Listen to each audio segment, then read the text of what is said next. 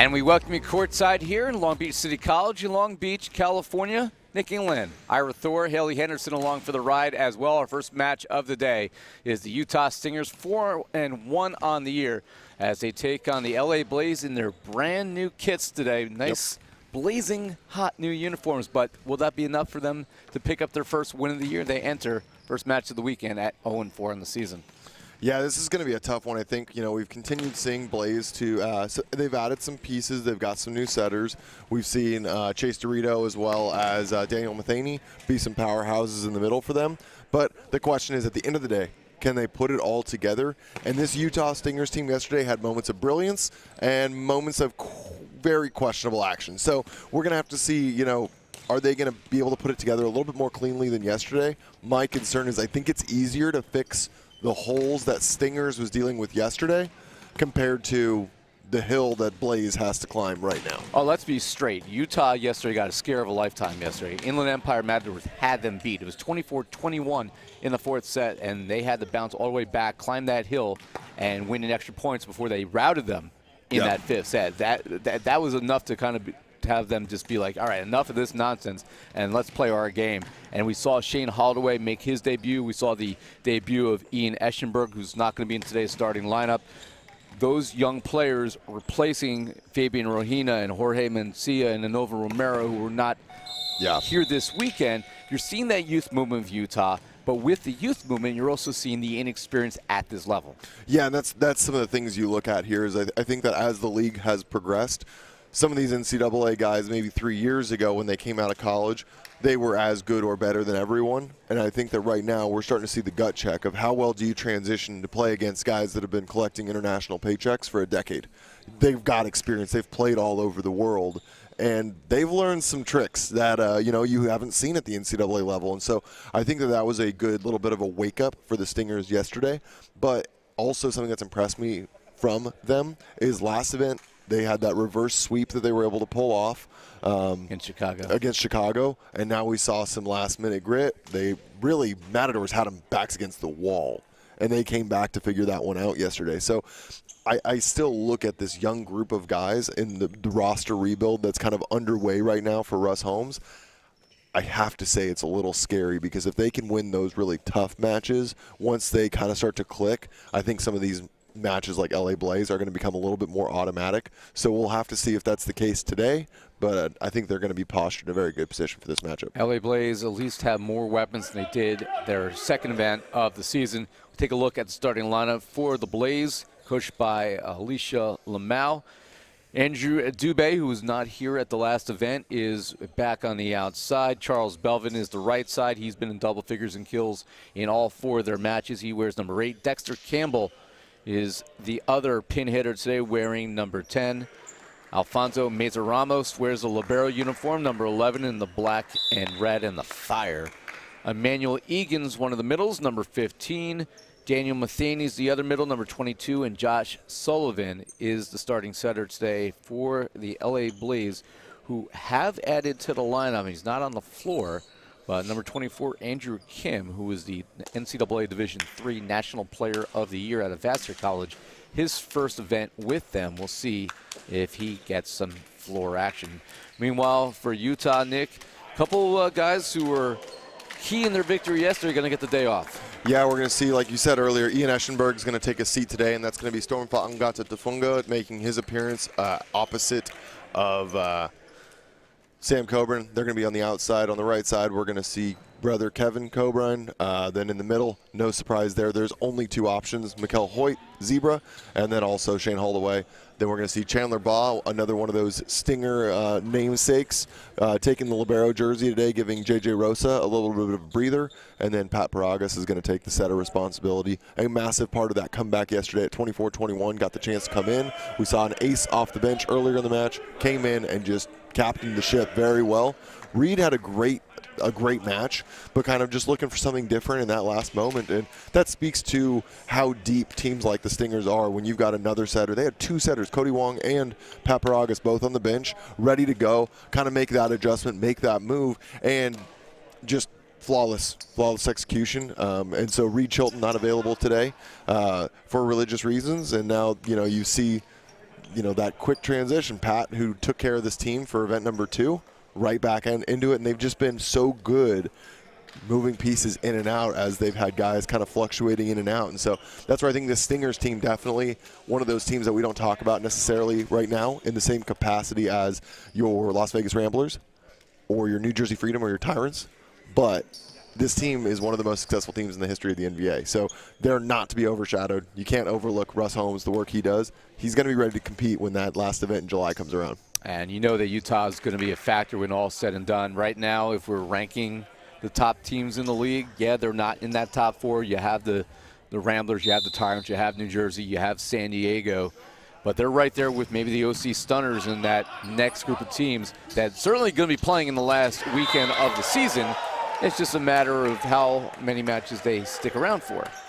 And as you mentioned, don't have a Reed Chilton today, not available on Sundays. That means we also lose the cheering section that we've come to adore. That's his children who are in the crowd and always the loudest in the building. And we start off here. Kevin Coburn getting a kill here. Looks like we have a problem with the scoreboard. No, you missed first point. Charles Belvin went off speed, roll shot in the middle. Yep. Some clinical. The scoreboard in the arena is malfunctioned right now. So I can't see that. Now, there we go. Now we see it. It's 1-1. Big time serve. And that will fall in as Dexter Campbell, 6'5" outside, getting the point for the Blaze. They are the visiting team on the scoreboard today. Is poor Kenzie doing the scoreboard and the stats at the same time? That's superhuman powers right there.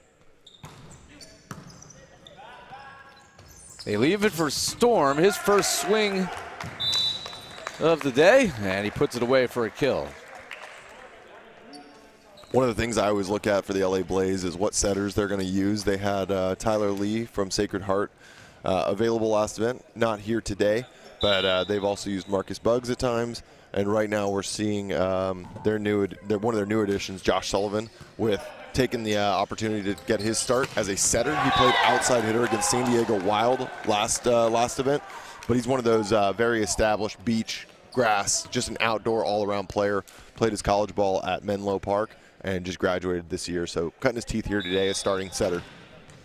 Well, it's been Charles Belvin or bust this year. He's had matches with 14, 16, 11, and 12 kills respectively. And nearly pulls an ace off here. It'll be dumped over by Holdaway. From the back row, tooling the block. Andrew Dubé with the winner. Yeah, Dubé is one of those guys that I think this team, he is going to be able to relieve a lot of the pressure and that Charles Belvin tends to shoulder. Dubé are arguably far more consistent than Belvin, and when Belvin's got too much on his plate, I think that's where he starts to falter a bit. So if he's able to kind of bear half that offensive load, and Dubé is going to be a guy that helps enable that. Great job staying with that was Alfonso Meza Ramos, the libero, but they couldn't keep it in play. Swing and a miss, strike one. I didn't see really what happened there for Dexter Campbell. Some misconnection. That will not be on his highlight reel. No, it will not. That will not be one that his agent's using for his next contract. Here is Kevin Coburn, who had 16 kills and 3 aces yesterday. Nearly pulls one off here. We know Utah is a slow starting team. Good job reading that Chandler ball off the block, and this will be freed over. And a big smash in the middle. Daniel Matheny off the set from Sullivan. Matheny, a product of UCLA, actually has a gold medal here in the NVA as he was added to the Las Vegas Ramblers at the last event last year for the just to ensure they had a little more depth. Didn't see the court at the time, but hey, he's got a gold medal all the same. One of those guys just had his first debut season over in Denmark. And quick answer there from Shane Holdaway, who had 7 kills and 7 blocks in his professional debut. And here is Storm. BYU product, been with Utah since 2020. And a quick response there by Daniel Matheny. Here's a fun one for you. Charles Belvin and Storm Fatengata Tafunga were actually teammates here at Long Beach City College. prior to Storm transferred over to BYU out of LBCC. So a little bit of a home court for them. Charles, of course, went to Hope International University after his time, played some NAIA ball. Eventually played overseas in Mongolia and Stevens, and there's our first home run of the day over the right field fence of the OC Stunners. I'm still waiting for anyone to try to rival Zach Meyer's serve that we had at event number 2 that was still going up as it hit the back wall. That was a feat, to say the least. Greatest serve I've ever seen in my life. We're still talking about it like a month later. That's how memorable it was. Reaching back to save that one was Emmanuel Egan, and dumped over by the libero Ramos. Reading that one, he has the playbook. Andrew Dubé with the solo stuff. Pat Paragas looking to sneak one through there, but just close the door. You got to be aware as a front row outside, like Dubé was there, when you've got that setter front row opposite of you. You know, if there's no D ball to respect, we haven't seen Coburn hit a bunch yet. Hopefully Zach Meyer's serve is somewhere on YouTube or maybe on the gram somewhere. Reach out and stuff someone. Combo block by Zebra and Paragas. First block of the match for the Stingers. Charles Belvin was looking for a high five. Couldn't get it. Took care of himself. The amount of times that happens, I think all volleyball players can relate. Dug off the net. Belvin again. Can't get it by this wall, and then a good spot there by Coburn. Kevin Coburn with another kill. And the scoreboard shows 7-7.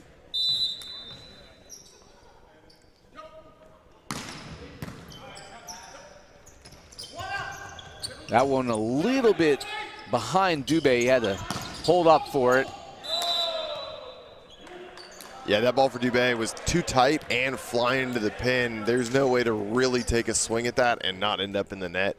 That ball's going to come off the net about 1.5 feet. Yeah, so he did a good job of not making contact with the net. So the point over to Utah. And Paragas, your server. Oh, Egan threw that one through the block of Hoyt.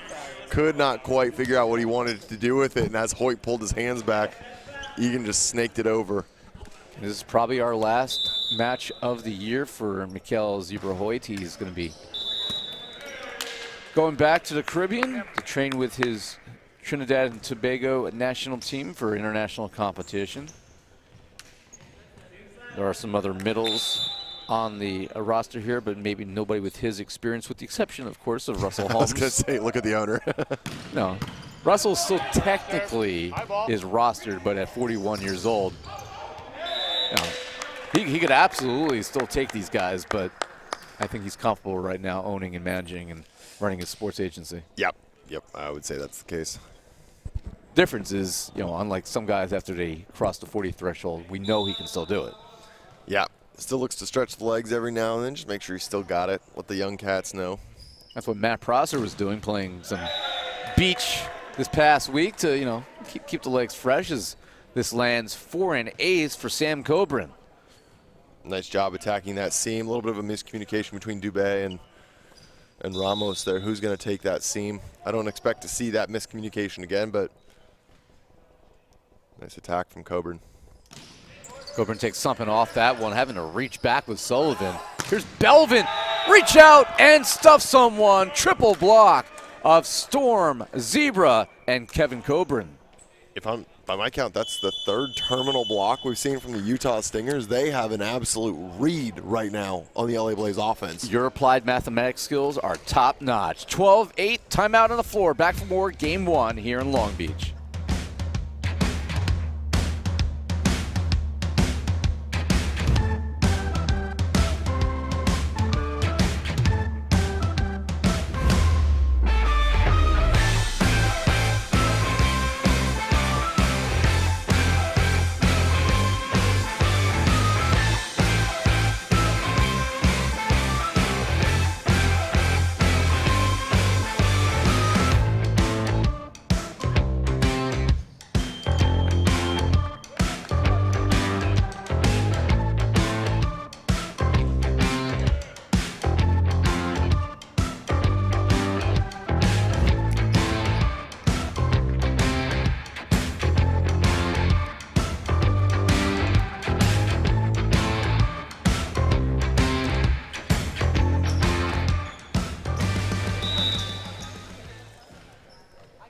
Hopping back into the action here. Sam Coburn will continue his service pressure. Blaze hoping that timeout's going to slow him down, but no dice. Wow, free ball over. Going to leave it for Zebra, and he's going to slam it through. And the LA Blaze right now just don't have a way to slow down this attack, and they're getting read well on the block. And that doesn't bode well for Belvin. Charles Belvin's such a high flyer. If he's not able to ignite, and Utah's able to shut down with terminal block after terminal block, a long day for the Blaze. Or actually, a short day for the Blaze. Yeah, and ultimately it comes down to just the game of serve and pass. We'll get into it more after this. We're going to leave it again. Right side now, Kevin Coburn slams across court. So this is one of those things. We talked about it a little bit yesterday on the broadcast. If the passing is not good enough for Blaze, they're going to struggle to get just a regular in-system offense. They're not going to be able to establish Dubé on the BIC like they like to do. They're not going to be getting great middle sets. And so it's just going to be double block, triple blocks, committing pin to pin. And that's just going to be a hard time for guys like Campbell and Belvin to get through. Belvin again catches the back line, so he changes his target and is able to find a payday. I really want to see them do everything they can. Run your offense through Matheny. I think you can handle the offensive set load. If you're able to do that, you're going to open up your pins from there and just give yourself a chance to succeed, but it starts with that pass. Storm, change of direction, that will fall in for a kill.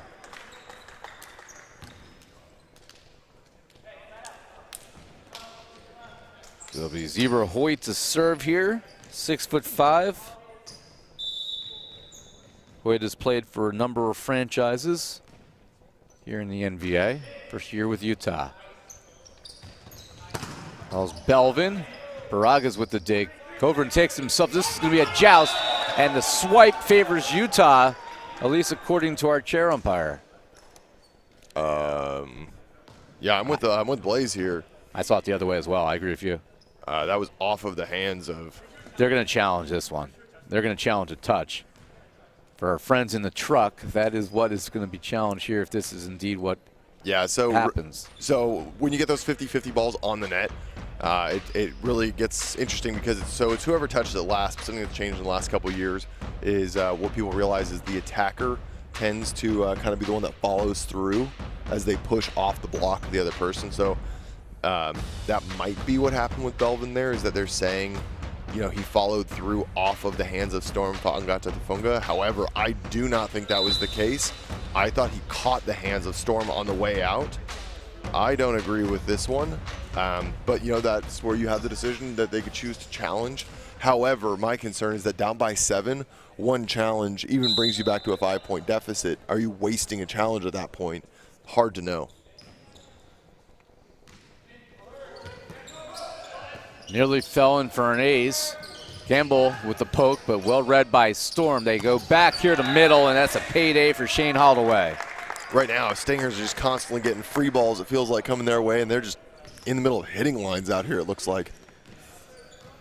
Utah has won 4 in a row since an opening day loss to San Diego, 3-1 in the Wild's first match as a professional franchise. Wins over the Founders, the Untouchables, Southern Exposure, and the Inland Empire Matadors. Chicago and Matadors were in 5 sets. I don't think we're going to need 5 sets today if UDOC continues clicking like they are now. They lead by double of what the LA Blaze have put up. It's 18-9. Yeah, right now it's this is one of those that just simply a difference in the game of serve and pass. Utah Stingers just too much pressure, and unless Blaze can really lock down their passing line, this might be one of those things that I actually look and they used Briggs. Trevor Briggs' last event as an 0-2. He wasn't playing libero. I'm almost critical of them for maybe not putting him in a white jersey here today to bring him in and replace Campbell in the receive line, because even if he doesn't have as much offensive capability, they need a passer on the court right now that's going to help lock this serve-receive line down. Here's Belvin, his team down by 8. Good looking serve from Belvin, but Storm's going to chance to swing away and gets the deflection for yet another kill. Stingers continue to be unrelenting in the offensive moves here. They've not been blocked once, I don't think. They're not even really getting slowed down. It just feels like it's a bit of a turkey shootout here, Ira. There's Kevin Coburn. Played his ball at UCLA, 2022 graduate. And played his graduate year at USC, following in the footsteps of his older brother, Sam. He did the exact same thing. Of course, players have that option for the graduate year, as we're still dealing with the impacts of the COVID pandemic and what that did to college athletics and basically shut down an entire season. Coburn swinging right down the line. Ramos was there and then poked over by Sullivan. Storm, a useful spot, but Campbell lays out for it. And then a double block for Utah as they shut down Dubé. It's Kevin Coburn teaming up with Paragas.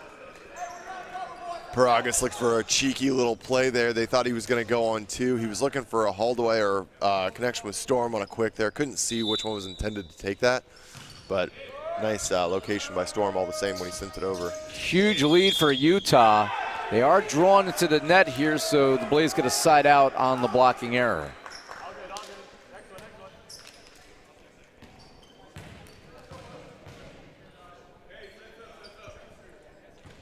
Here is Matheny, 6'5".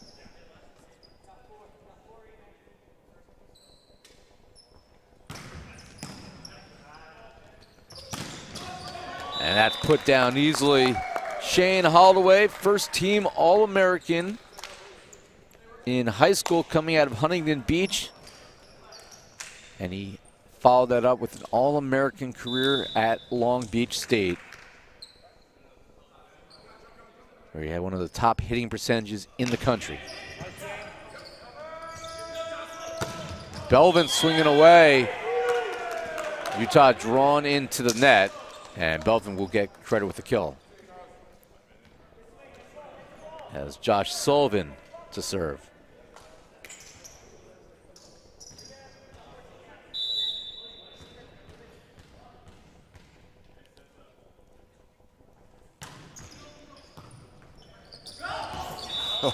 And a useful tip there by Patrick Paragas, who knew that was coming over and found a useful spot as they will swap him out. Cody Wong will come in here as the serving sub.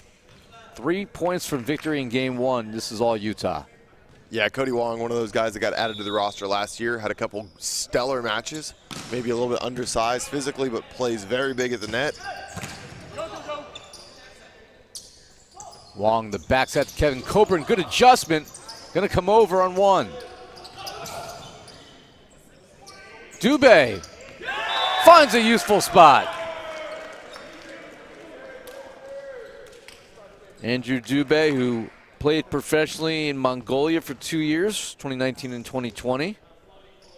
He and Charles Belvin have both played over in that Central Asian country.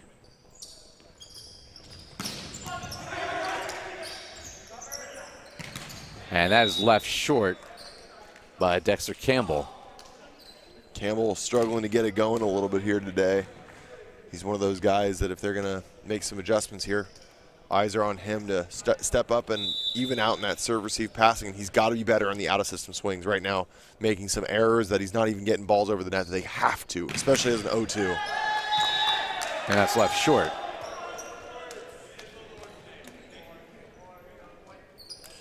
You might know a bit more than I would about Andrew Kim. Is that an option that, you know, is he going to be a guy that might come in and even out that serve receive passing?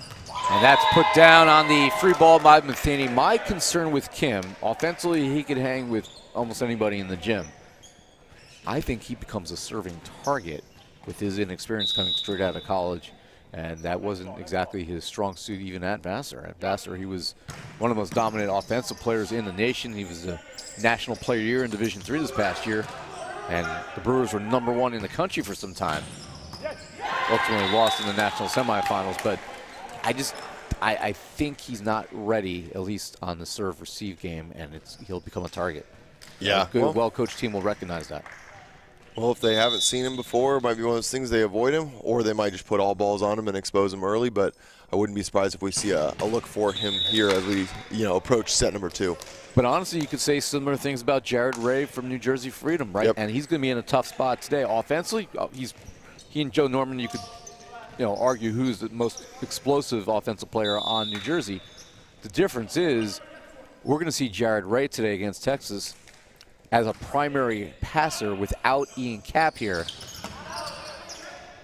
As Utah playing for set point. It's going to be interesting to see how that impacts the match. That's why I took Texas today. And Belvin, that set was wide of his target. He took a tough landing. And game one is going to belong to the Utah Stingers, 25-17. Belvin looks like he's all right. Teams will change sides. The Utah Stingers are decisive. Game one, they lead the match. 1-0, well on their way to their 5th victory in a row. More to come here with Nick and myself, and of course Haley Henderson when we return to Long Beach, California.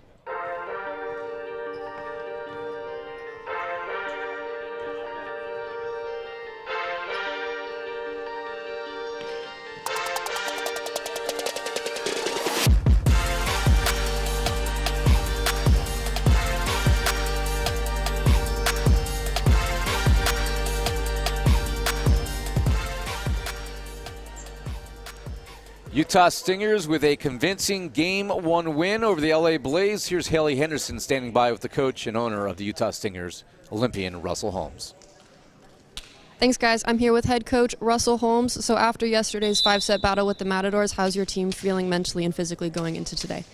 Yeah, everyone seems to feel pretty loose, pretty good after that win. Obviously a long, hard-fought match, but I think the guys looking pretty good form. We're keeping the service pressure, kind of the way we ended, that match yesterday afternoon. And so just, want to keep keeping that service and pressure on and keep the ball, passed well for our setter, run our offense, and kind of do our thing. So when we do that, we can stay in rhythm and put the pressure on them. So. And serving pressure, we know that you have a lot of players that can rip a topspin serve. It seemed that you guys were placing the ball more. What was the thought process behind that in that first set? No, just, I tell my guys, when they get a good toss, they feel in rhythm to just go and hit it. And obviously when they don't, just to try to manage those swings, manage our errors, keep them down. So I think they're doing a nice job of that. Yeah. Sounds good. Well, best of luck. Thank you. Back to you guys. Thank you, Haley. Thanks, Russ. And, they aren't looking tired from yesterday's action. Of course, they did make some lineup changes. But 15-5, he showed no fatigue in that fifth set yesterday. They just took it over. Lost the third set against the Matadors 28-26. They were down 24-21 in the fourth set. And they came back to win 27-25. And Nick, they just wanted that match more yesterday. They had some bumps in the road, but they weren't going to lose. And today, it's just all Utah. Something that stands out for me about the Stingers, by the way, and we didn't talk about it in the opening, is man of the match selections. They've had 5 different guys selected as man of the match this season.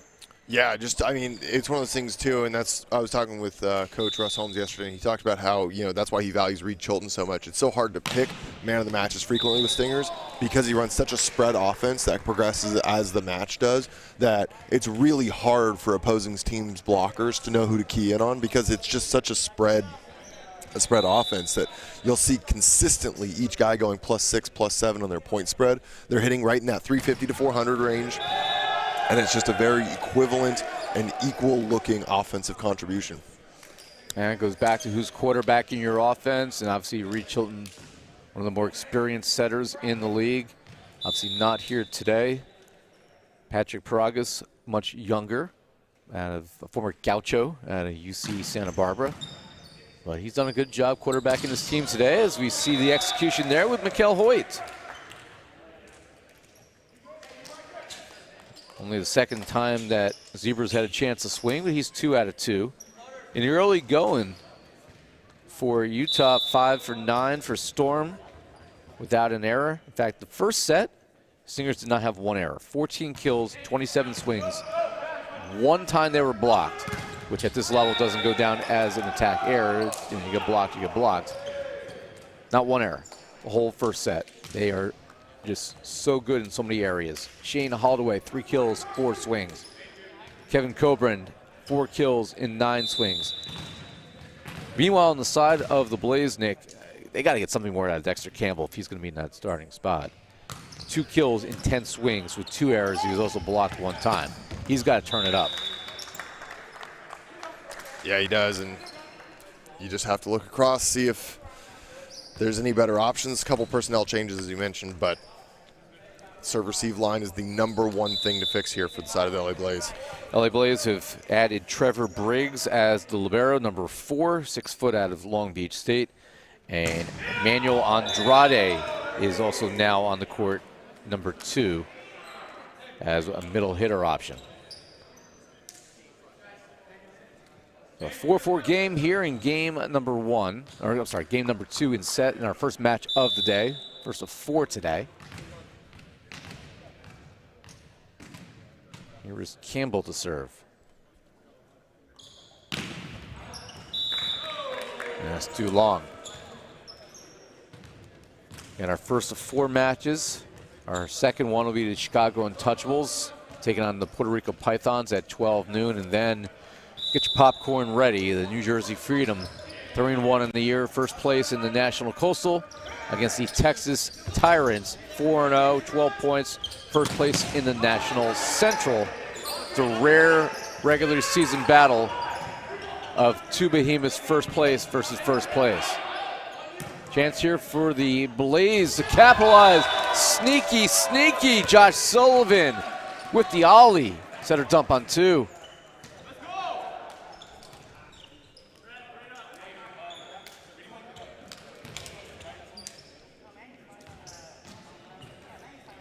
Ollie did make a surprise appearance yesterday for the Wild match. Can't play a match without your official team mascot. Paragas runs this one down. Sam Coburn, but therefore it was Dubé. They leave it for Holdaway. They do. He was a little early on that. And there's a kill from the back row. Finally, Dexter Campbell getting a ball he could swing at. And the Blaze showing a little fire, no pun intended, here in game number 2.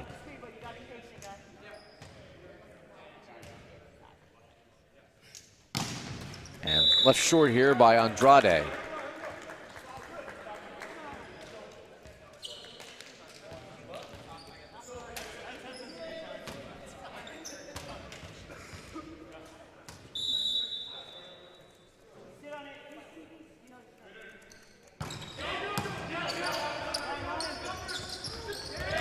And Matheny able to make something out of that. The block was a little bit early there, Nick. And Matheny smartly just pokes it over them instead of trying to kill it. Yeah, we've seen he's doing a nice job with some of those tip selections that we've seen so far. But man, when he can get a hold of a set that's in that right spot, he starts really thumping the ball. And I want to see if they can start to continue to establish that connection. Kevin Coburn, dynamite, but it doesn't implode. Second chance, Paragas with the dump. Well timed there by Patrick Paragas for the Utah side out. And he'll drop back to serve. That was a heck of a dig down the line there by Trevor Briggs. Unfortunately, a little bit mismanaged at the net.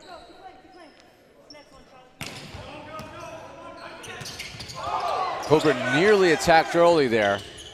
Comes right back to the Blaze, or to the Stingers, I should say. I don't like that selection from the Blaze, and Utah capitalizes. This is not the beach where you can just dump it over and catch a guy napping.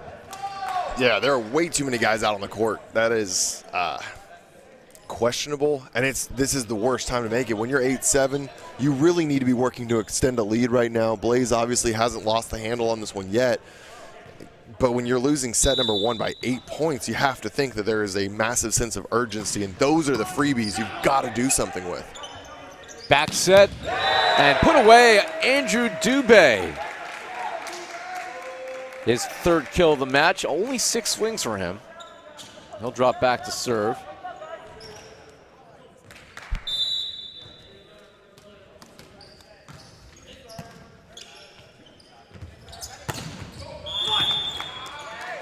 And Campbell into the net, side out Utah. And we know Dubé can be an option for the Blaze. He had 17 kills and 37 swings in their 5-set loss to the Untouchables. That was their only point they've picked up this season. Came back on April 9th. That set won't get the job done as Charles Belvin is left in no man's land. Just complete lack of care on 3 contacts in a row here where good points are made or an opportunity to earn one. And LA Blaze just losing the handle. They've got to clean that up, Ira.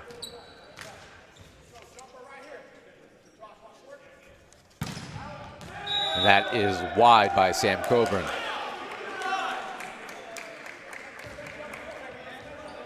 Yeah, Dubé, if you're keeping track, has had pretty consistent numbers on the year. That he had the 17 kills against the Untouchables, but he had 9 against the Tyrants. He had 7 against Team Freedom. Those are both really good opponents. And then picked up 9 and nearly 20 swings in a loss to your San Diego Wild squad. Yeah, we were also playing against a very different team than they are now. Obviously, you know, we saw Sam Coburn was there, but they did not yet have Noble Romero. They didn't yet have Kevin Coburn. So we were playing against, you know, Storm, Sam, and George Mencia. So a lot of still, they're very talented players, but for whatever it's worth, it was a different lineup than now. But it's nice to see that Stingers in an event or two are going to actually have to, they can have a conversation about who they're going to use. They have some more depth than they've had in a long time.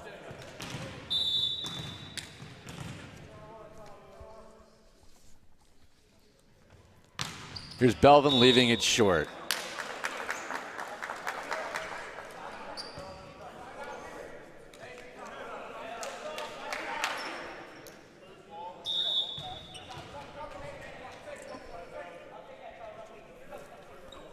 So here's Kevin Coburn, the younger of the 2 standout brothers. Best hair in the building, I will say that till the end of the year.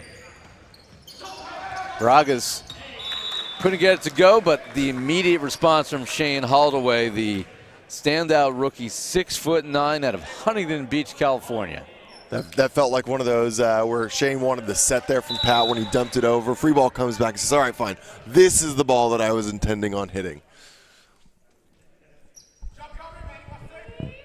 3-point lead. Going to come over on 1 and then Storm feasting. 14-10 now, Utah beginning to separate themselves. LA Blaze started significantly better in this set, but ultimately it looks like Utah is going to have too much firepower again. Coburn into the bottom of the net. And this is why I was so critical of some of those errors at 7, when it was 7-7, 8-8, that area of the game, because just what feels like 3 minutes later, they're even split now, 3-point difference, It's that lack of and urgency. only accelerating. Yeah, it's You can't have that urgency once it gets to 20 points. You Right. got to be playing the whole way. And that is going to be a violation there over the net on a Manuel Andrade. no. I think that was on. Was that Andrade or was that Dubé? Hard to see. I thought it was the middle. I mean, it was a little. If it's a setter, I would usually expect it to be Dubé, but doesn't matter. Point stands. Can't do that. Can't reach over and contact the ball over the net without giving Paragas a chance to play that ball. And Sam Coburn missing wide. He thinks there was a touch, and referee Joe Aguiar agrees there is a touch. And the timeout on the court, the technical timeout, as the Utah Stingers have built themselves a 5-point lead after they took game 1 fairly easily. Back for more here in Long Beach.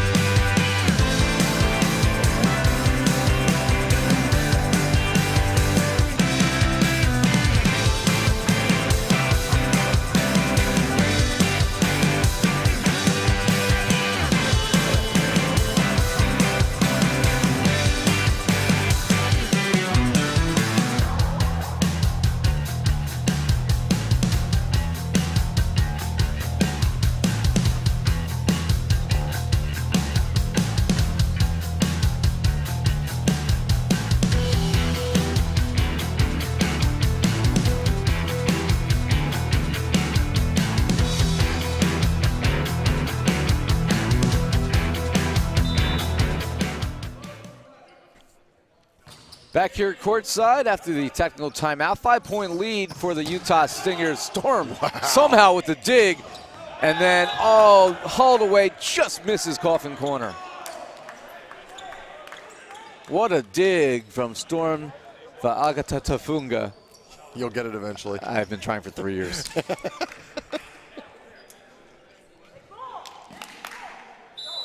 First event I did with you guys in Atlantic City in May 2021.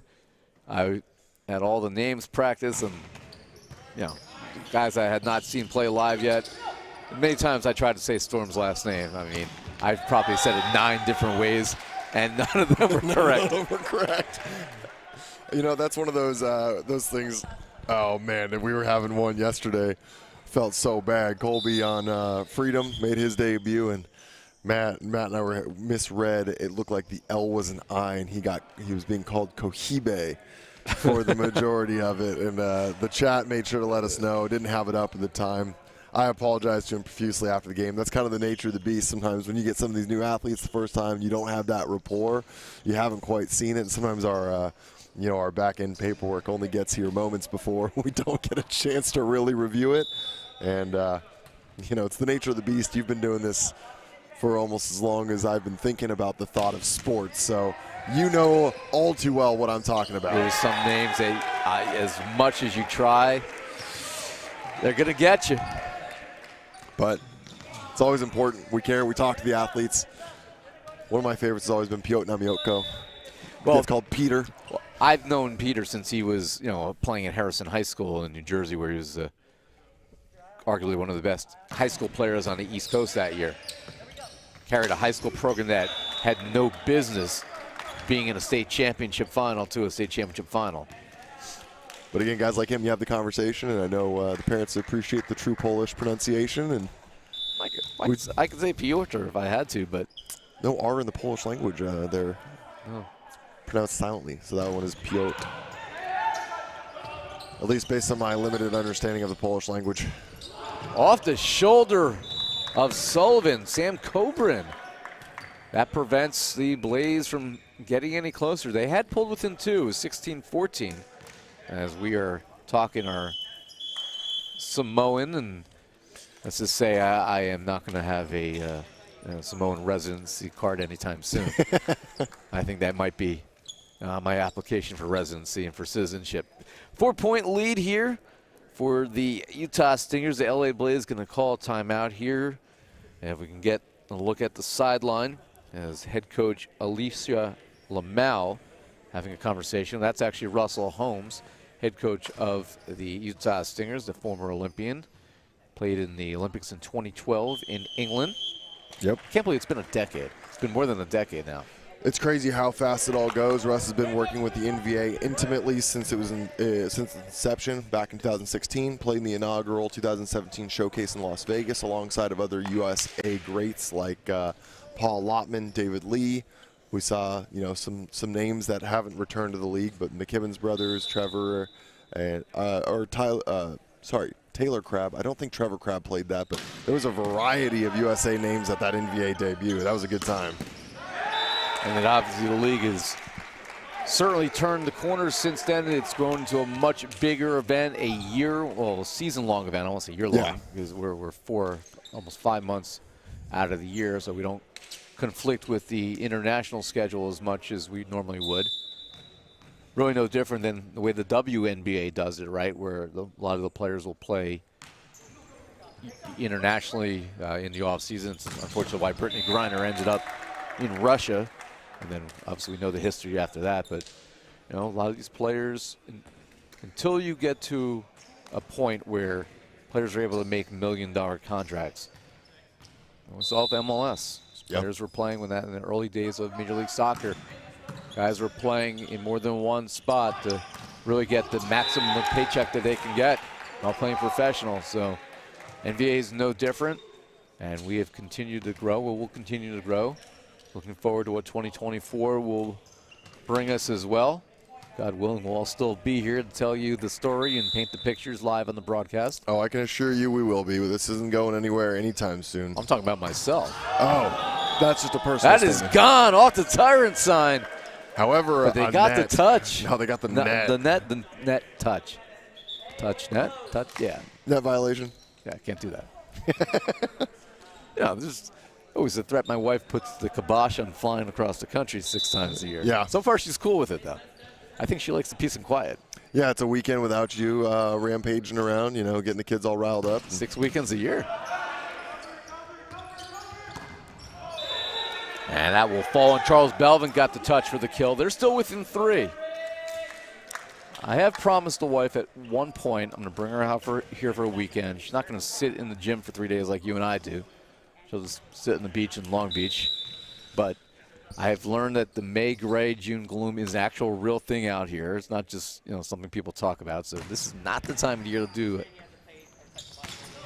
As that is long by Zebra, and don't look down. The LA Blaze mounting a bit of a sneaking back in this resurgence. match. Yeah, and again, this is where we're critical. Those mid-game points, if they weren't trying to overcome a deficit of 2 or 3, that they might have given away some of those points. Might be in a very different situation here and even sitting in the lead potentially. Stutter step there by Zebra. Here's a chance to draw within 1, and they do. Charles Belvin with the roll for the win. Showcasing that same off speed he started the match with, and that's why it's so effective. He's one of those guys that unloads on the ball. We just saw at the point previous, and all of a sudden he kind of throws that off spin in there, or off speed spin in there, and gets everyone stuck on their heels. They're not ready for that move forward. Catches them napping, and it's one of those things, if you start charging defensively for that ball that you expect and he takes a swing, you might find yourself in the hospital. Here's 2 words I was not expecting to say. Timeout, Utah. But that is what's happened here is they have to figure out how to close this match. You got an LA Blaze squad, Nick, that they've got nothing to lose. Absolutely not. They need to take whatever they can here, at the very least push this to 5. But again, you want to just see them continue to clean up a bunch of achievable steps, and they can really threaten the Stingers. And as we've seen, the Stingers are more than willing, not willing, but they're not above faltering and definitely giving away some free points. We've seen them having to continuously battle out of holes they put themselves in. So, you know, this is one that Blaze could sneak out here and even us up and see an interesting outcome. So here's Matheny to serve. Saving that one was Paragas as Coburn swings away. They leave it again for Kevin Coburn. A little tight, but the Blaze able to pick it up and swing away. Utah, little bit messy offense right now, out of system. That looked like a double by Matheny. And a free ball to Zebra. They go back to Coburn a third time, and this one, the charm down the line for the Utah side out. That was sheer will. Pat Paragas was determined to get Coburn on the right side that kill. He just said, I'm going to set you until we get this done, buddy. Keep working on that connection. The first two, way too tight to get full swings. Last one, a very optimal set. LA Blaze going to call a timeout instantly. We'll take a timeout as well. 2-point lead for Utah.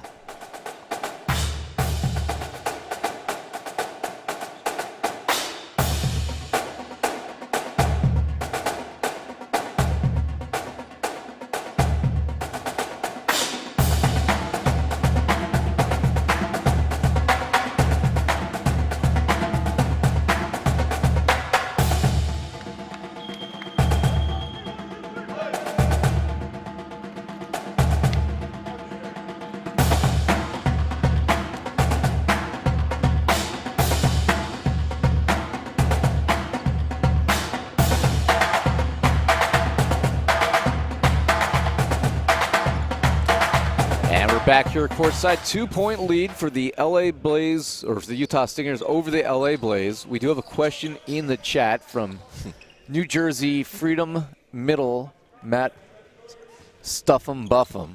We have different nicknames. I still refuse to refer to him as anything other than Buff Daddy. I like Buff Daddy. I think he could have his own line of Buff Daddy products. Hey, there's an opportunity right there. Come on, Matt Buff'em. There's your opportunity, buddy. He just picked up some nice sponsors based on his Middle Monday connection there. So, you know, the branding opportunities are ripe. I get 10% for that, just so you know. As the ball goes over here to the LA Blaze, Belfin with another kill. And the Blaze are within one. But speaking of Buff Daddy, he's asking, in our opinion, which team has the best uniforms. We're going to think about that and come back in game number 3 with our opinion. Tell us in chat what you think. Yeah, exactly. I think there you go. I want to hear what the fans think are the best uniforms. I see one vote here from Veronica Diaz for the Utah Stingers. That would not be my vote. Well, you just gave it away, Ira. You gave him a teaser. We'd tell him in set 3, and you blew it already. Well, you just there's couldn't. 11 other teams that we can pick from. This is for the whole league. Oh, I thought this was given the 2 teams in front of us. Well, in front of us, and you know, I don't know. Between these 2 teams, I take Utah. Although I do like the Blaze's new, you know, Bam Bam Bigelow type kits today. Hopefully, everybody in the audience knows who Bam Bam Bigelow was. No idea, but I will say if it's across the whole league, then Buff Daddy, I gotta tell you, those Wild Republic whites for San Diego Wild. Third set. We gotta hold. Come on, we gotta give them something to come back for. 22-21. As Storm with the pass. And Shane Holloway with the quick answer. So Utah clinging now to a 2-point lead. You don't know who Bam Bam Bigelow is? Nope. Jeez Louise. All I know is from Bam Bam is Flintstones. Google him. In between sets, Google Bam Bam Bigelow. Unfortunately, he's no longer with us. That ball lands for the kill for Dubé.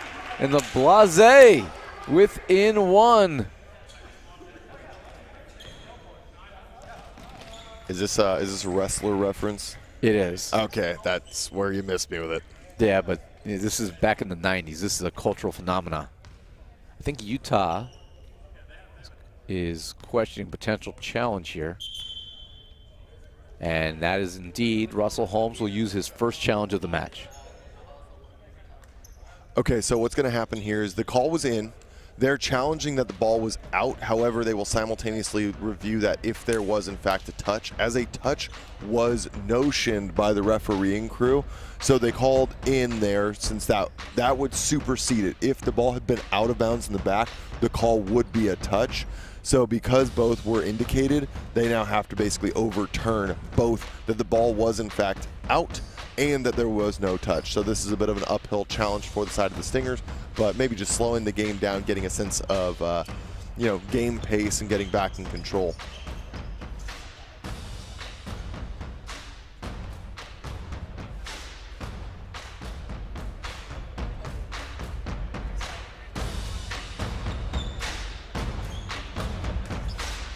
As they review this, Nick practicing his Drumline best beats. drumline skills. Hey, you gotta stay locked in. You gotta be here in the moment. Some of that music, just fills that space between my ears.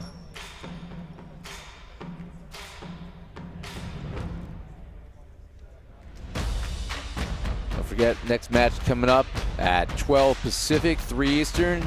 You will see the Chicago Untouchables looking to go to 500 on the year as they take on the winless Puerto Rico Pythons. Could today be the day that they get in the W column for the first time? We're going to try to bring that on screen for you here, what we're looking at with the refereeing crew up top when they're doing their review here. See what our broadcast puts together.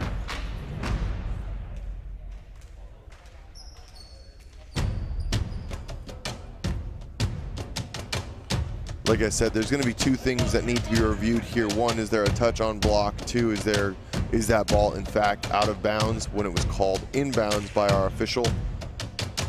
So this is going to be a little bit of a 1-2 punch. For anyone that's not familiar, the way that our review system works is that you are given 3 challenges at the beginning of the match. If you use your challenge and you get the call, you correctly overturn or challenge the call, you are able to keep your challenge. However, if you make that challenge call and the refereeing crew is unable to find irrefutable evidence to overturn the call that was originally made, then you lose your call. At the end of it, if we get to set number 5, regardless of how many challenges that you have left, you are awarded just 1. So if you had 0, you are awarded 1 additional. If you still had 3 in the pocket, then you are reduced to just 1. And the same rules apply. If you make it, you get to keep it and progress through that 5th set. So there is definitely a sense of management of how many you have available. And if you're anything like I was dealing with yesterday, I was going over and I had to kind of maintain and be aware what was available. And Steven Shepard, our R2, says replay confirms the ball was in. So that's going to stay the way of the LA Blaze here, down by just 1. They're in a good spot. And you have to wonder if we're going to see any pressure coming from the side of Andrade, someone that's making his LA Blaze debut this weekend.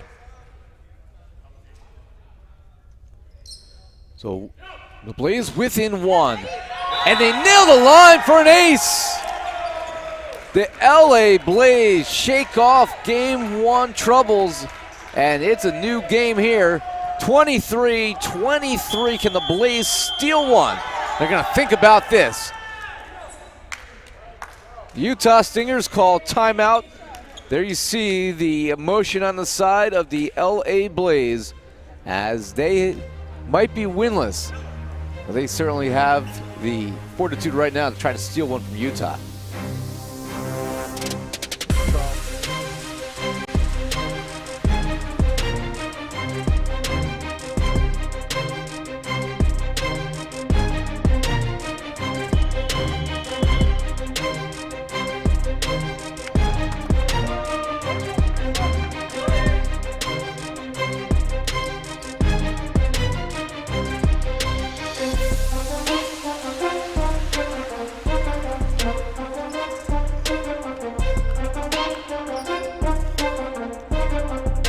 Well, yesterday, Ira, we saw a bunch of late-game aces for the Stingers as they mounted their comeback against the Matadors.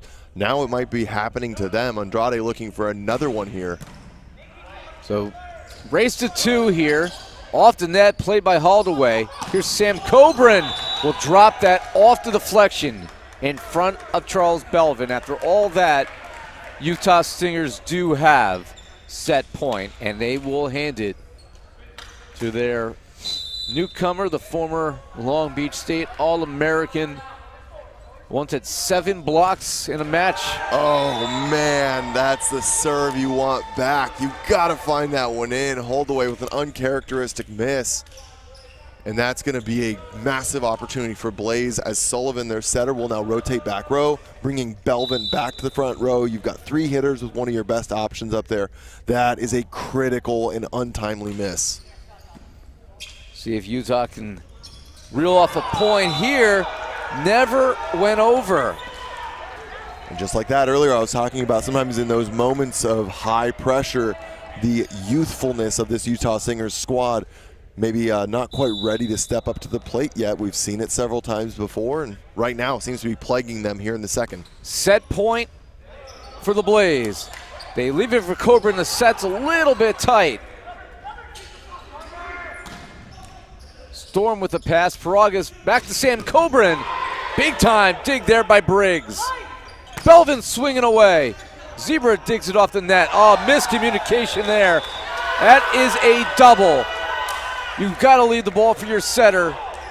And the point to the Blaze, who wins game number 2, 26-24. They're going to argue, but that ball was pretty gross coming out. So where this discussion gets interesting right now is, so Pat Paragas is saying that basically he was too short. Kevin Coburn contacted. So, okay, this is a weird one. So what's going on here that I'm trying to figure out what they're calling? So Pat is saying he didn't touch the ball, but simultaneously the call was a double. It should have been 4 contacts if they both touched it legally, which would have meant that it would be a 4 contact violation. If a double was called, in my understanding of all this, how it's unfolding, this should not be challengeable because a double call would be on the contact from Coburn himself. That is not a reviewable play. The ref will not overturn a double violation. Now, if he had called for contacts, that's where you can be debating that Pat Paragas did in fact not touch it. And if the violation was called as 4 contacts, that means that point had been superseded where they would have had to have called the double contact. So the ref can't retroactively go back and say, oh, well, it wasn't 4, but we're going to call it double. So what was actually called here and what is challengeable is going to be a little bit of an interesting crossroads. But, again, trying to do my best without hearing exactly what's going on there. Haley might hear a little bit more for us and get us some more information. But if nothing is deemed— Here's the replay, and I don't know if I see a touch there. That's a good camera angle. I don't know if I see a touch from Paragas. I don't know. Again, you have to have irrefutable evidence. Look how much higher Kevin is than Paragas. Yeah, right still, no, the fact that it's going to say that Pat's not touching that, which is what you would need to prove, is hard for me. Again, we're doing our best on a pretty small screen here to see that. I'd like to see it from the opposite angle if that does exist, but either way, Coburn's got to know there, unless his setter's yelling help, hands off. Yeah. Based on my limited knowledge and assessment, I don't think I'd be overturning based on what I saw there. Yep. I think And that's the point goes to the LA Blaze. Utah has lost 2 challenges in this set, and they lose the set as well. And this will go at least 4. Surprise, surprise, the Blaze, after getting blown out in game number 1, the pilot light is on here as they have tied the match at 1 set apiece. Game 3 coming up next here in Long Beach. It's a new one now.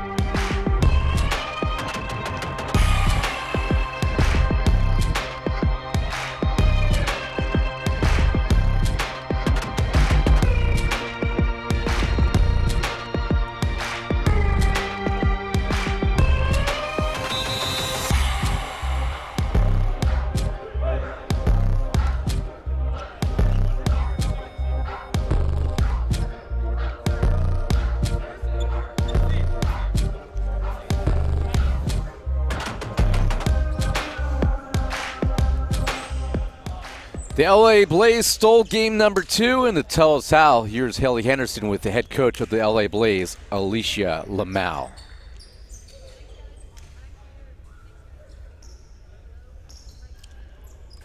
1 second, we're getting our mic going. We'll get you here in just a second. I think we have technical difficulties with Haley's mic. We'll get that squared away in just 1 second. Hopefully get that one resolved for you. Small note, while we're getting some technical difficulties there, pretty cool. One of the first times ever have a couple point recap. Again, just demonstrating those things the team over here doing, trying to fix up some of those small little broadcast things. Just continue to improve 1% at a time. I think we have Haley's mic working now, so take 2. We'll send it back to Haley with the head coach, Alicia Lamau. Oh, jumping the gun, perhaps? That's our bad down here, trying to manage it all. But one thing I got to say, we talked about a little bit earlier with that Utah Stinger side coming in. It felt like at their very best, it was kind of a no-brainer, obvious. Their firepower was going to be outmatching the LA Blaze. But again, those moments of inexperience, some of the out-of-system, some of those chaos moments, that's where you start to see a little bit of that experience faltering. And I think that we saw that there in the second set. And again, I keep calling back to right around 7-7, 8-8, that time frame in the setup there, and it was hard to see LA Blaze give away 2 or 3 opportunities that they had to earn back later. And again, that happens, but those were free ball plays. So that'll be something that I want to challenge them here in the third set. So the third time is the charm, and now the mic is working, and we have Haley Henderson with the head coach, Alicia Lamau. Perfect. Sorry for the technical difficulties. I'm here with head coach Alicia Lamau. Last time I spoke with you at Event 2, you were hoping to minimize your fluctuations of super highs and super lows. Was that hyper awareness going into this match today? Yeah, I think the biggest thing for us was trying to control the tempo of the game. When we're playing well, try to control the energy of that point, and when we're playing not so well, don't get wrapped into that trend. So today, I'm glad that they kind of turned it around, but still got a little bit of the game to see if they really are consistent with it. And we struggled a little bit in serve receive, a little bit during that second set. I saw you giving them some pointers. Were you talking about the technique of serve receive or more seams and working as a team together? Yeah, I was just calling your assignments. They are coming with the serves this morning, so there's nothing you can plan for. Just kind of talking about what you got, your spaces, and what assignment you're going to take. So that's pretty much where it's at. But they're serving really well, and I'm okay with the passes that towards the end of the game. It was really to the T. So sounds good. Well, best of luck. Thank you. Back to you guys.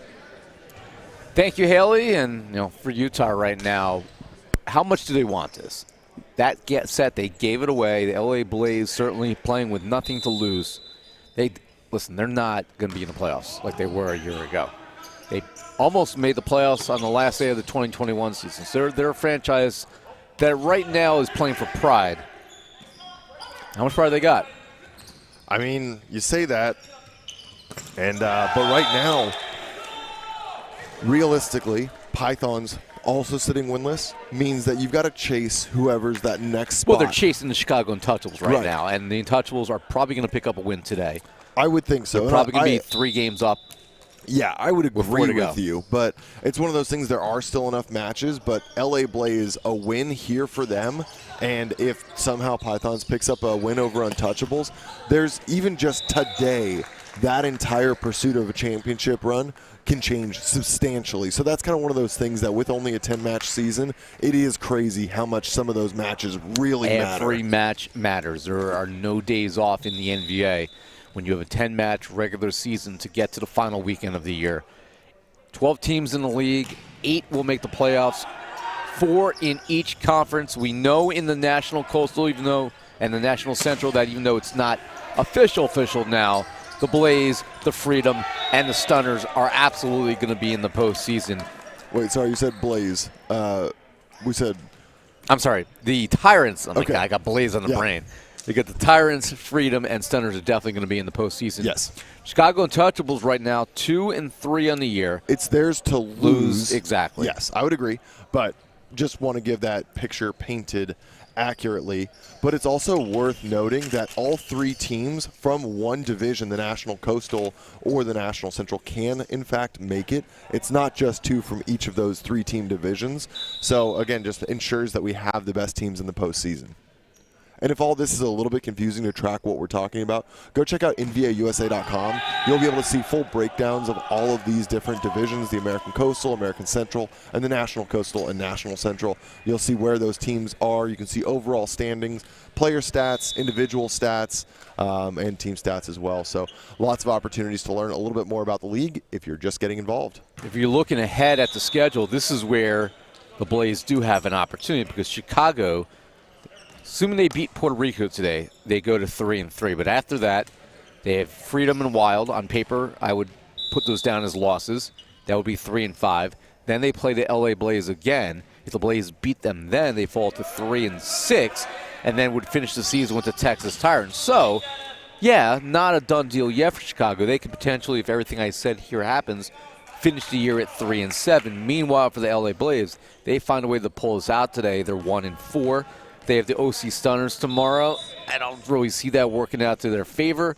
That would drop them to 1-5. But after that, they have Philadelphia, they have Puerto Rico, they have Chicago. They take all three of those before playing Texas. Then they will have 4 wins, and then they would be in front of Chicago. Yes. That is their strength path of schedule. to the playoffs. Strength of schedules looks a little different for both those teams, Ira, definitely. And I would say it favors Blaze. It does, because they have already played New Jersey. They have already played San Diego. They've already taken a set from Texas this year, so they, at least when they have all weapons on hand, are capable of at least being in the match. I just think Chicago's the better team. As that is left short by Sam Coburn. And the Blaze within 4, 7-3 here in game number 3. All right, so we had the question in the chat about the best uniforms in the league. That came from Monday's finest, and that is Matt Stuff'em Buff'em.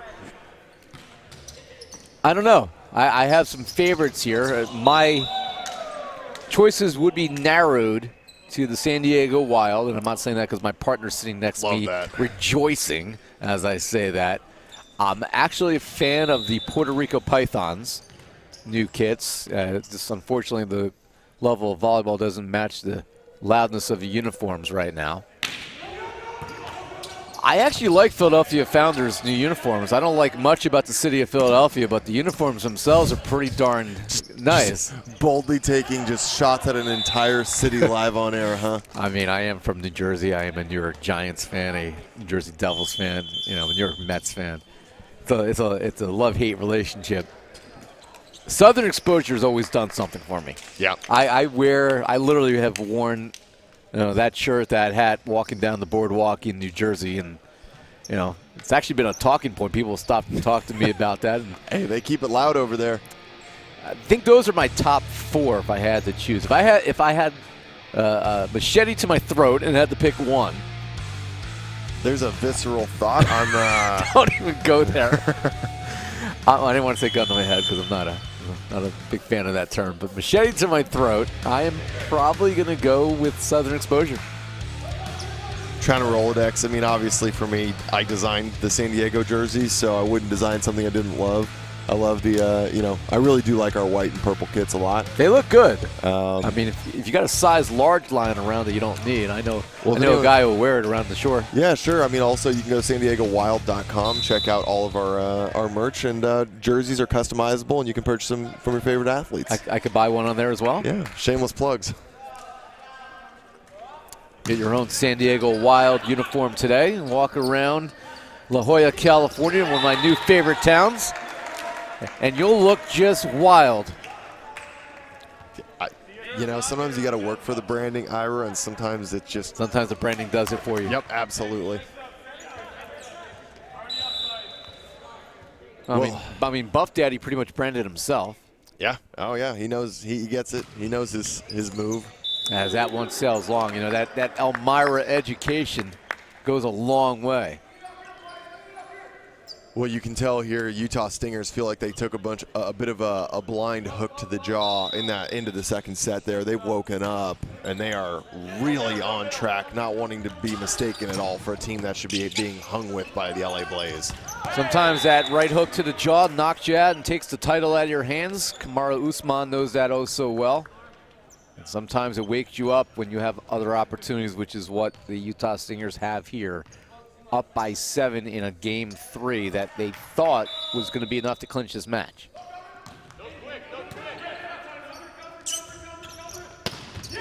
And getting the touch there for the kill.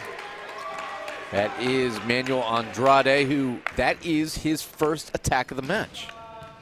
He played the entire second set and never got a swing. But he did get an ace. So when he was setting himself. Got a couple of aces, in Yeah. fact. Well, it's all about self-love. Oh, Pat Paragas Sneaky, catches sneaky. Blaze asleep at the wheel. Patrick Paragas with the ollie. The setter dump on 2. Trademarked. I still don't think the majority of our viewers know that when you say that, you're not talking about jumping on a skateboard. They're talking about my dog last year in the gym. I mean, you know, setter takes a setter with a dump there. You know, you never know what a dog's going to do on the court. Oh, Paragas trademarking the ollie. Luckily, my dog, the mascot of the San Diego Wild, has not had to make a setter dump on the court before. But there's still time. If you want to find out if Ollie is going to leave his mark on the court, make sure you tune in at 3 o'clock on Memorial Day on Monday when the Wild return to action. As that is put down, Daniel Matheny with his 6th kill in 7 swings. Nick, get him the ball. I can't say it enough. You know, I'm always about the middle first priority. I think there's a massive mismatch right now. Matheny against the middles for against Zebra. I think that he's scoring very effectively. Sam Coburn off the block. Does a good job there of using what was in front of him to his advantage. 8-point lead for Utah. Nick West backing me up here on the Bam Bam Bigelow reference. Nick England, have you done the Google search yet? Nope. And as a man of you know, just absolute stubbornness, I have no intention of looking at it right now, and I'm sure you're going to pull them up and show me right now. I wish we could pull up the image on the broadcast. Bam Bam Bigelow from not too far from me in Asbury Park, New Jersey. Not somebody I would have liked to see in the dark alley on the mean streets of Asbury Park. Can't, as someone that's never, you know, spent time really in New Jersey, I don't know if that's okay. Yeah, he could eat me. Yeah, that was the man right there. That's a look. Tattoos on the head, the LA Blaze fire kit. I mean, listen, it's basically the same thing. If he was still alive, he and the LA Blaze would be in trademark court right now. Well, net there from, it looked like Daniel Matheny going through, and that's going to be a point for the Utah Stingers. Nick West with the comment of the year in the chat here on the broadcast, telling Nick what we all know, that he is a jabroni. The Rock is very proud of you. Great reference, Nick West. His dad is bombs away Matheny now. That's 7 out of 8. I would just like to kindly remind Nick West, my partner in crime for the Quest for the Cup series that airs on the NVA USA YouTube, that I will be broadcasting his match this afternoon. Just don't put a target on your back, buddy. By the way, your lovely bride has said that Ollie would love to come on the court and play. I know you would too. Oh, man, we're getting derailed here, Ira. No. We're off the chains. Utah certainly derailing LA Blaze's dreams of taking a 2-1 lead in this match, but they were up by 4 in game 2, and we did see the Blaze rally, so we'll see if they can do so with Matheny serving. That's planted by Kevin Coburn calmly. That doesn't even smile as he plants that one down. Yeah, definitely. He's not one of those guys that a super emotional guy, but just a smooth operator. But you know, that's one of those things as you elevate in the ladders, having a little bit of emotion to help keep kind of yourself fired up, dialed in, and keep your teammates dialed in. Not a bad thing. Coburn now in double figures in kills. That's going to be a net error on LA. Side out Stingers, as they are now up by 8. And Alicia Lamau, the head coach for the Blaze, have to have a conversation with Charles Belvin. Belvin had 9 kills through the first 2 sets. It was hitting at a 60% rate.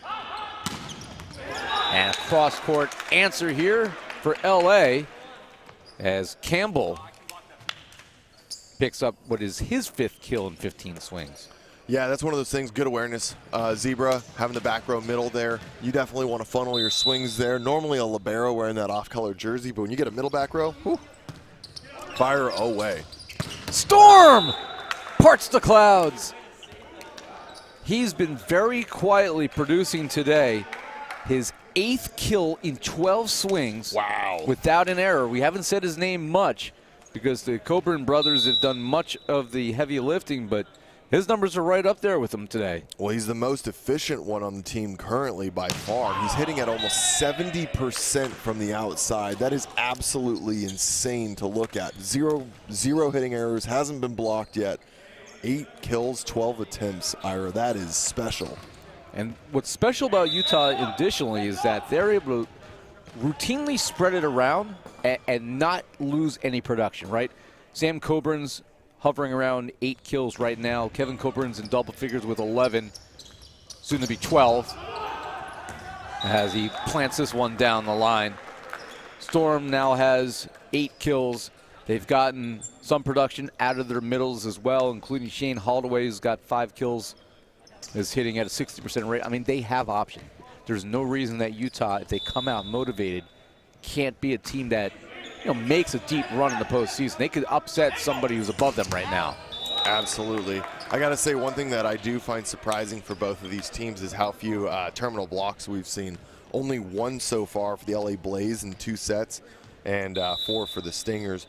Sometimes this LA Blaze team, they go for some of those big swings and find themselves getting blocked. So good to see that they've been mitigating that, but I've just been a little bit shocked, especially with how good the blocking prowess was for the Stingers yesterday against the Matadors. We saw 2 of those sets. They were winning them single-handedly because of their blocking alone. So Manuel Andrade will drop back to serve. He now has 2 kills in his 2 swings, and they've all come in this set.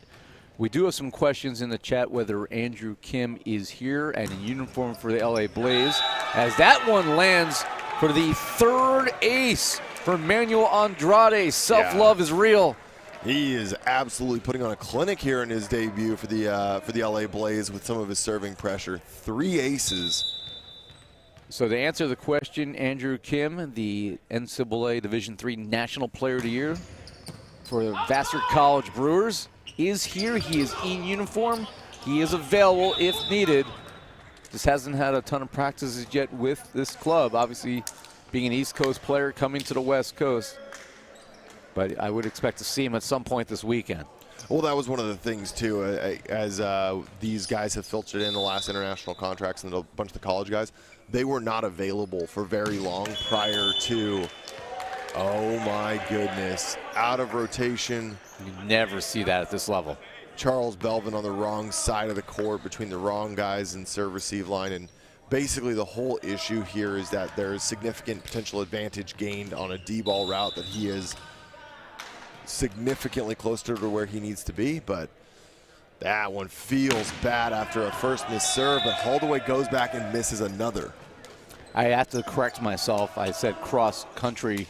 Now that the college season is over, he doesn't have to make those cross-country flights because Kim is a California native out of Rancho Santa Margarita, California, graduated Mission Viejo High School. Yeah. So he is a California product, but now he doesn't have to be in Poughkeepsie, New York for the rest of the Vassar season. And to wrap up my thought, because there was a lot going on there, basically, a lot of those guys, once they graduated, wrapped up school, they only had a week or 2. And so some of them are now wearing jerseys of their teams, but they haven't really been integrated in it. It's been something a lot of the coaches have been talking about is are you willing to sacrifice the system you've developed for the last 4 or 5 months to integrate potential new all-stars? Cody Wong in here as a serving substitution. That one sails long by Dubé, and the Utah Stingers about to put a bow in game number 3, leading by 10. Set point number 1. Long. And we'll need at least set point number 2. They got a couple to burn, though, Ira. I don't think they're too concerned. Should mention that on the court right now for the LA Blaze at setter is Marcus Buggs, number 25. That's off the court by Baugh, and Sam Coburn has to backpedal to dump it over. Just keep giving the ball to Matheny. I mean, listen right now. They don't have an answer for him. Now we've seen him scoring on pushes, threes, back ones, straight up ones. You know, he's got a massive hitting vocabulary. Really just work that connection. Even if you have to slow something down to set him from 8, 9 feet, or just serve it in the net. And that ultimately will cap game number 3 on set point number 3. 25-16, Utah shows no doldrums after a upset loss in game number 2. They lead the match 2-1, and they will seek their 5th win in a row when we return to Long Beach, California.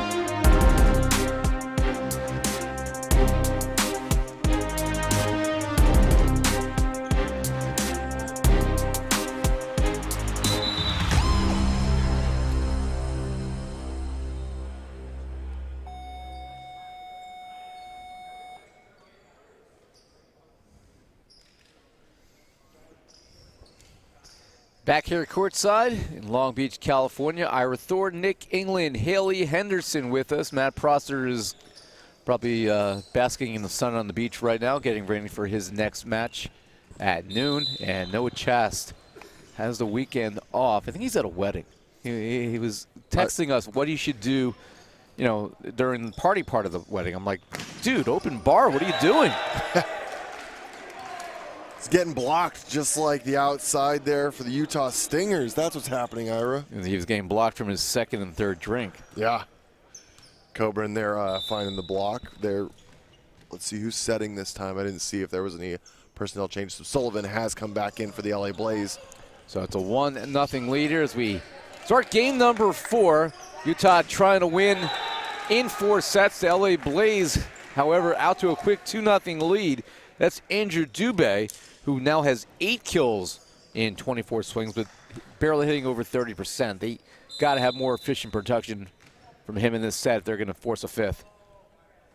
Kevin Coburn, by the way, up to 15 kills in 25 swings. His brother now in double figures, 10 for 20 with 3 errors.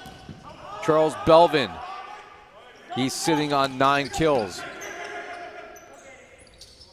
Back row, Campbell swinging away. That's not going to come back. 3-0 LA. We haven't seen that look from Campbell much today. That's a nice looking swing. Another option that, once again, if they can get the middle connection between the front row middle with Matheny, the back row of Campbell, they're going to be in a good spot. Yeah, Campbell does now have 7 kills. He just hasn't been efficient enough, as that is left short by Josh Sullivan. Speaking of Matheny, we were really hovering over his numbers. He's now 8 kills and 10 swings. No errors, hasn't been blocked. You're hitting 80%. I mean, Set him the ball. I mean, he's got like Tom Burrell type numbers right now. And he's not one of these guys like a Josh Blair who's just going to have to go bomb, bomb, bomb. He has different things he can do, as Sam Coburn swinging away. One thing you just can't see, though, Sullivan leaves him low there. Matheny gets up. You got to throw that ball up into his wheelhouse. Missing him low is just inexcusable. So Utah within 1.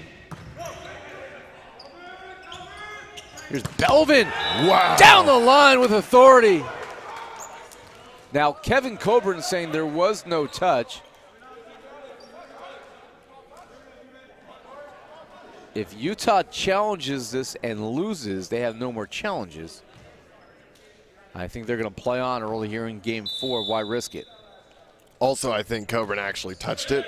Once he was looking for the out of bounds call, once they mentioned it, I think he kind of simmered down. Could be wrong again, like you said. I wouldn't be burning a challenge here anyway. You can play through this one, but sometimes once you hear what the actual call was, they're like, okay, let's not. Particularly once you've lost 2 already. Yeah. You never know if you need that third. It's not worth it. Unless you're absolutely certain. Charles Belvin, that is blocked back. Storm and Zebra. 2 names, 1 block. LA Blaze suckered in a little bit shallow there.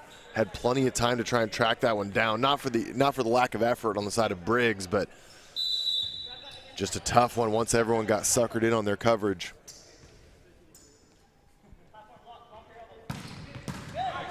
Somehow Briggs with that pass there, allowing Campbell to swing away, but that is a 10-foot line violation.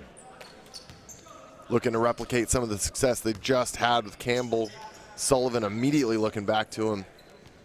And I will immediately regurgitate my prior input. Please set Daniel Matheny. Wasted opportunity if they don't. That's left short, goes right back to the Blaze. It's 5-5 here in game 4.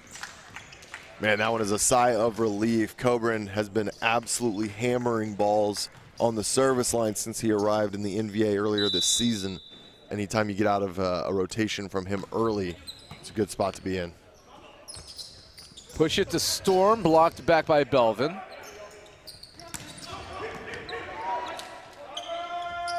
Belvin swinging away, tool in the block. Zebra taking advantage of there. By the way, try to say that 5 times fast. Blocked back by Belvin, blocked back by Belvin. Betty Botter bought some butter, but she said the butter bitter. Bless you. Yeah. Ooh, Chandler Paul thought about that one and ultimately pulls the hands back. Some of the taller outsides have the privilege of knowing that if this hits my hands where I am, this is out. Chandler a little bit smaller in stature.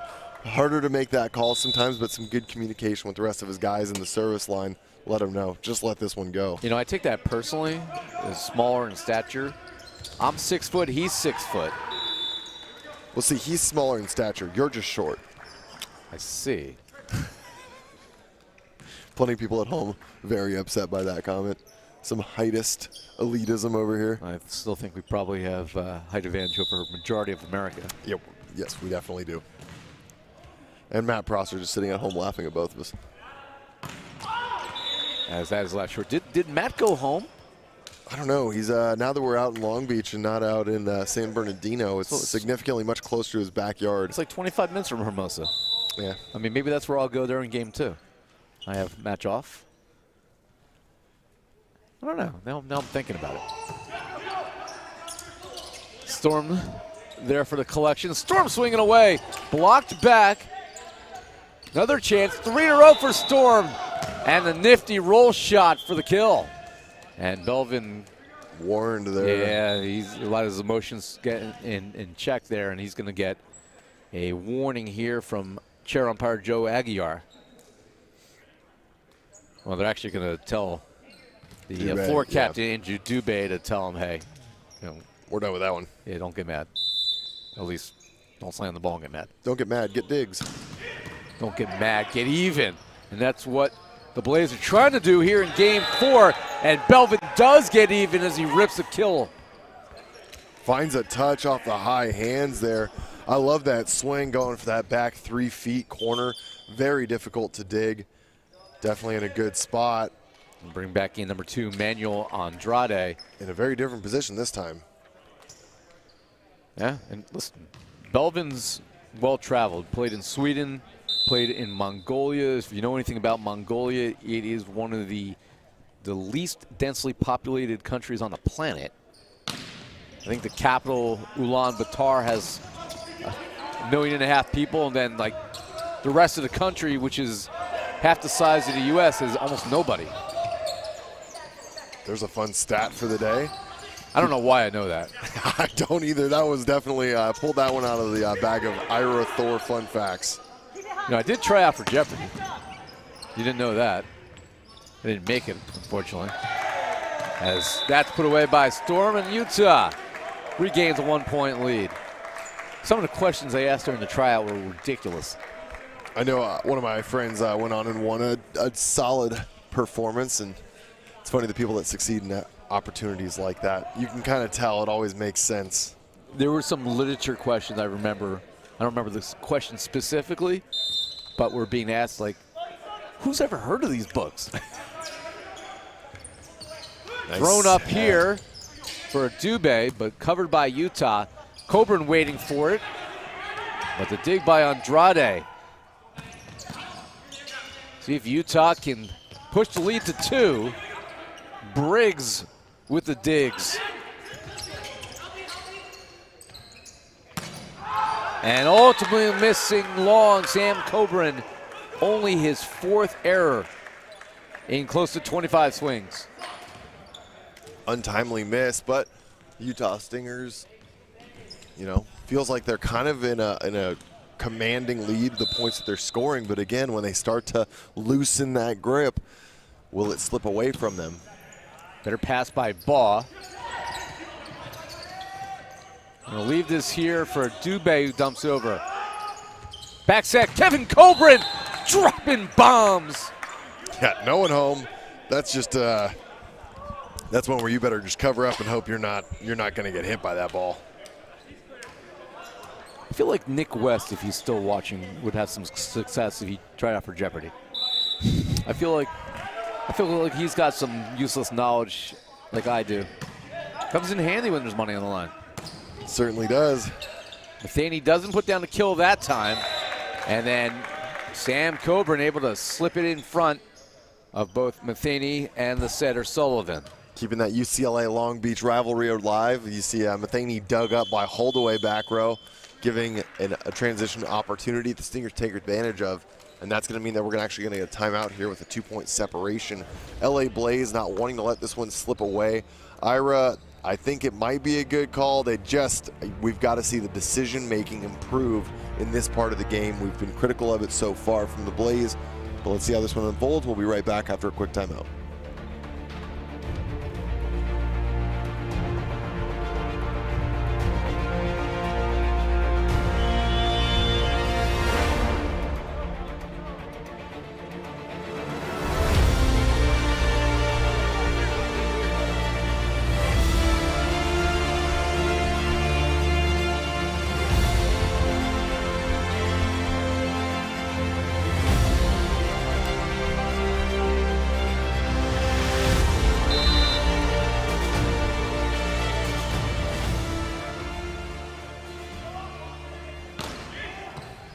Back to real-time action after the timeout for LA. They immediately give it back to Sam Coburn, who rips one. Yeah, he wanted a chance to earn that one back after missing the court long a swing ago. Cranks that one down.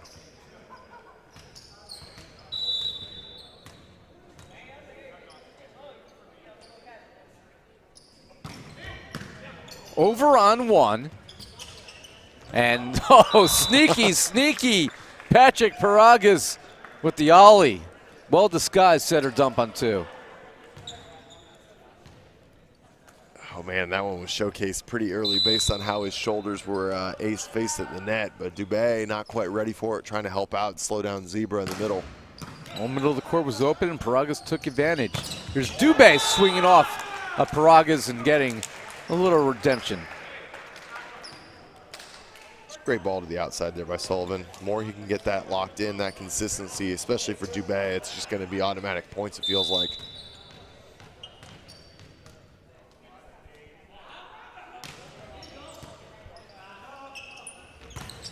And there's Zebra pushing the lead to 4. He hasn't seen much action as well on the match for Mikkel Hoyt, just his 6th attack. Now 3 for 6. Yeah, you have to wonder also sometimes, is that related a bit to Pat Paragas taking over the setter responsibility here? They just don't have much connection between those two. Not a lot of court time together, so maybe it's just something in the absence of Reed Chilton that, you know, maybe Pat's not as familiar. They did play a lot of matches together at event 2, but still, middle connection with the setter. Difficult to establish, takes some time, and not an easy one. And another attack error, the left-handed miss there by Andrade, and now Utah with a little separation. Always happens right around this point of the game. The name of it is, can they slow the lead? This is where you saw that timeout get called at 11-9, trying to prevent exactly what's happening right now. They leave it for Matheny. A little bit of a paintbrush swing, but he doesn't get blocked. Here's Belvin. Somehow Kevin Coburn there for the dig, and then reach out and stuff someone. Daniel Matheny with his first block of the match. A very timely one as well. A big rally, couple big swings. That off-block dig there by Kevin Coburn was pretty impressive on Belvin, but Matheny with the massive block to end that one. You leave it for Coburn. Couldn't get a full approach, but a little bit of a hop, step, and a poke.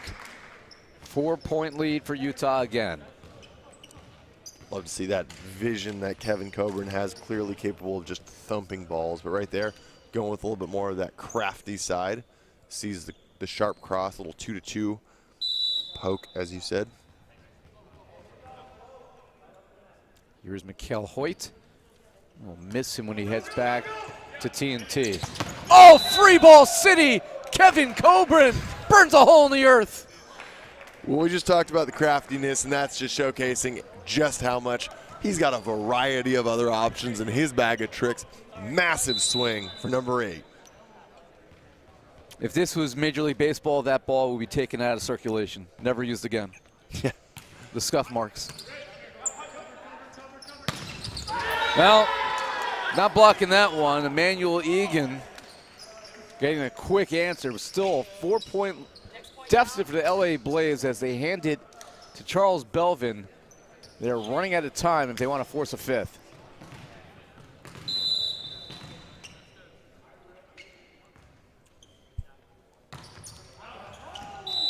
Miss serves not helping the cause. Down by 5 now. 18-13 at that point. It means that you're going to be needing to basically do a 2-1 outscoring run if they're going to hope to catch up here.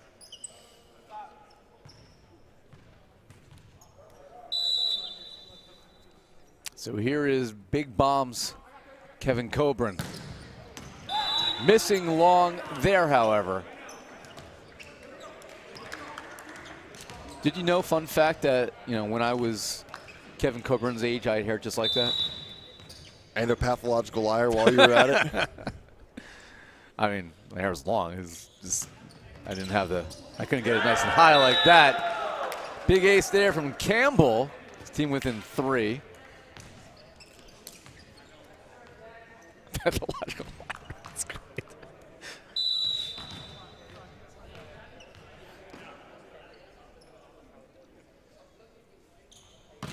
And that he is left short.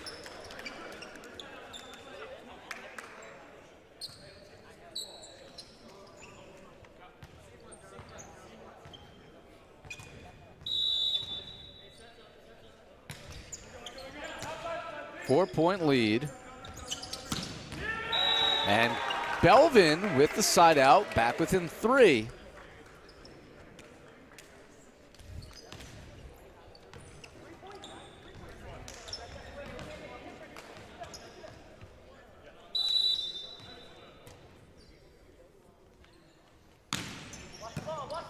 Little shoulder pass there from Baugh. How did Paragas save that? And the bump set over to Sam Coburn. You know, this is what I've loved about Paragas today. And we look at the numbers from Kevin Coburn, and they're certainly man of the match worthy. But Paragas, who's took over today in place of Reed Chilton, is not available. It isn't just Kevin Coburn, Sam Coburn. It's been Shane Holloway. It's been Storm, who's had a tremendous effort. That doesn't happen without somebody quarterbacking the offense. I tell you what, and Reed is clearly your number 1. Patrick is a good 1A. Yeah, I mean, it just depends what look you're looking at. Reed Chilton, I think he's one of those guys you look at and he just provides so much experience that in those stressful situations. But Pat brings a certain physicality as well, and I think a pretty solid connection with some of those hitters as we've been seeing. Kevin Coburn has 0 block. He's been blocked 0 times. He has 0 hitting errors, and I believe that's his 17th kill on 27 attempts, right around that if I'm not mistaken. And the LA Blaze is going to call a timeout as well. 4-point deficit for the Blaze to try to make up with limited time left when we return.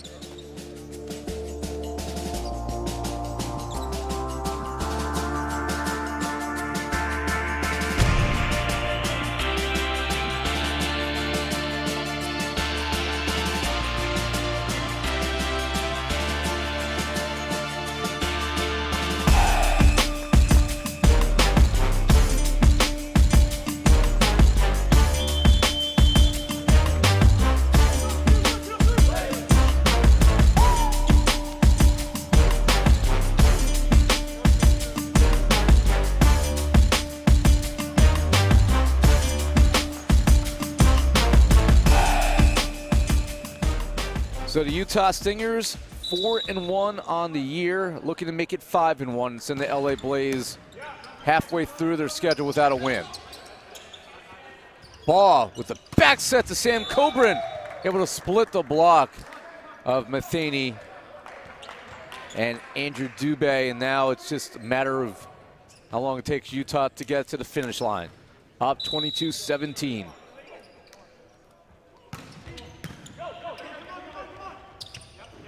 Belvin swinging away, reach out and stuff someone. Kevin Coburn, his first block of the match. Zebra Hoyt involved as well.